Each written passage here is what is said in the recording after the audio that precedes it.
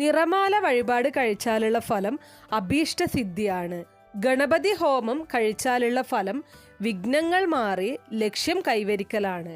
കറുക ഹോമം വഴിപാട് കഴിച്ചാലുള്ള ഫലം ബാലാരിഷ്ടമുക്തി, രോഗശമനം എന്നിവയാണ്.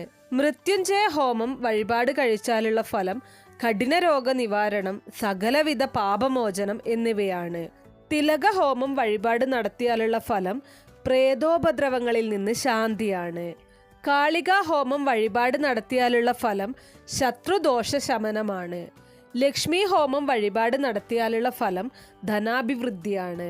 ചയോദ്രുമ ഹോമം വഴിപാട് നടത്തിയാലുള്ള ഫലം രോഗശാന്തിയാണ്. ഐക്യമത്യ ഹോമം വഴിപാട് നടത്തിയാലുള്ള ഫലം കുടുംബ ഭദ്രത, മത്സരമൊഴിവാക്കൽ എന്നിവയാണ്. സുദർശന ഹോമം വഴിപാട് നടത്തിയാലുള്ള ഫലം രോഗശാന്തിയാണ്. അഘോര ഹോമം വഴിപാട് നടത്തിയാലുള്ള ഫലം ആഭിചാരബാധ, ശത്രുദോഷം എന്നിവയുടെ നിവാരണമാണ്.